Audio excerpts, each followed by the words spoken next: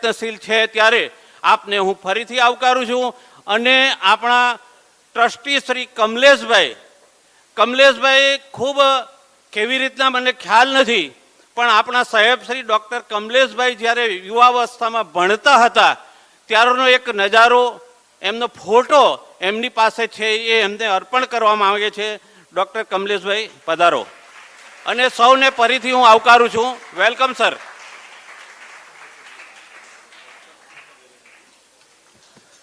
આદરણીય સુરમા સાહેબ, હૃદયપૂર્વક અમે આપનો આભાર માનીએ છીએ. चंदन है इस देश की मिट्टी, तपोभूमि हर ग्राम है, हर बाला है देवी की प्रतिमा, बच्चा बच्चा राम है. आदरणीय दाजी साहेब, આ અવસર અમને સદાય માટે યાદ રહેશે. આ તપોભૂમિ છે અને આના સ્પંદન અમે અનુભવી રહ્યા છીએ. 1970 આજે 2024. આ તમારો એ ફોટોગ્રાફ છે જ્યારે તમે આ તપોભૂમિ પર રમી રહ્યા હતા.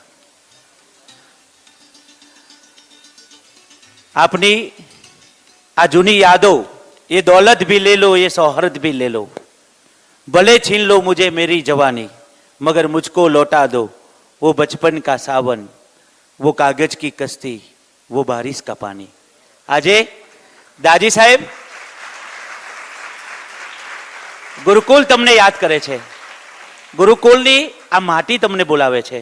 ગુરુકુલની આ એક એક ઈંટ તમારા સ્મરણ સાથે સંકળાયેલી છે. સાહેબ, અહીં બેઠેલા બાળકમાં કદાચ ક્યાંક તમારી પ્રતિમા પણ હશે, ક્યાંક આ જ વેદીની અંદર તમે 1970ની અંદર ધોરણ 9માં તમે હવન કર્યો હશે, ક્યાંક હવન મંત્રી હશો, ક્યાંક સંસ્કૃતની ઋચાઓ તમે બોલી હશે.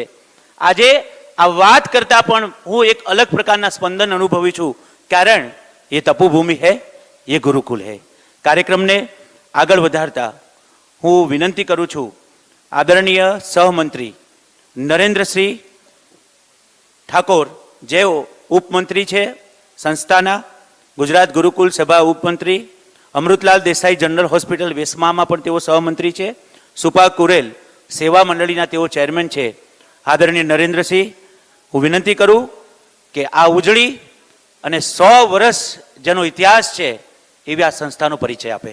આદરણીય નરેન્દ્રસિંહ.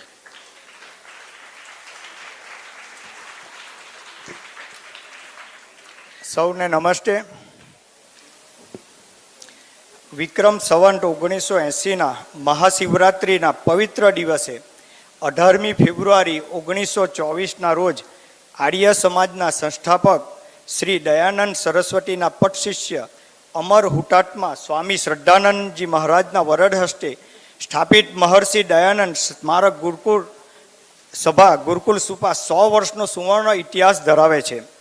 લોકમાતા પૂર્ણા નદીના સુરમ્ય તટે પુષ્પો વૃક્ષોથી આચ્છાદિત આનંદ વિભોર બનાવી દે તેવી પ્રકૃતિની ગોળમાં ઐતિહાસિક સંસ્થા ગુરુકુલ સુપા નવસારી બારડોલી રાજમાર્ગ પર નવસારીથી 10 કિલોમીટરના અંતરે આવેલ છે.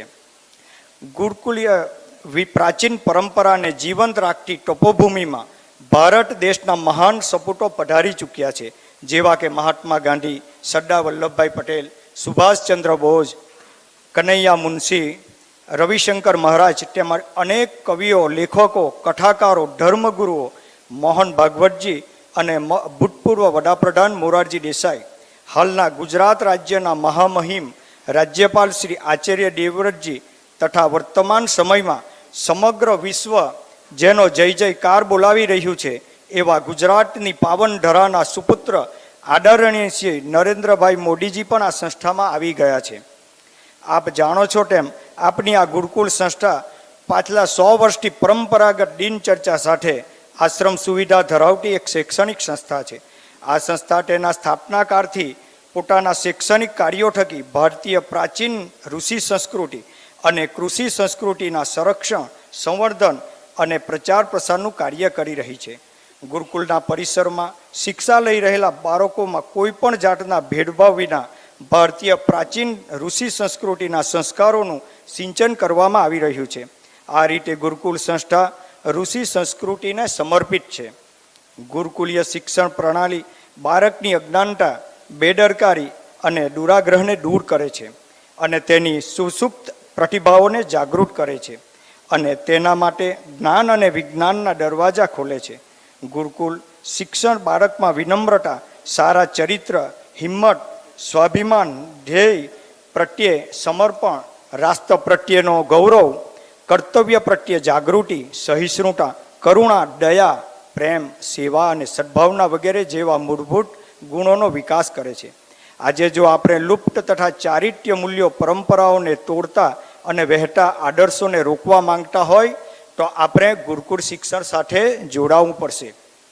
આ જ ઉદ્દેશ્યોને પરિપૂર્ણ કરવા માટે ગુરુકુળ સુપાએ નવા યુગમાં દૂરદ્રષ્ટિ બતાવીને પ્રાચીન અને આધુનિક શિક્ષણનો અનોખો સમન્વય સ્થાપ્યો છે. એક તરફ ગુરુકુળ સુપાએ શિક્ષણના સાંસ્કારિક મહત્વનું મૂલ્યાંકન કર્યું છે, તો બીજી તરફ આત્મનિર્ભરતાને પોષણ કરતા શિક્ષણ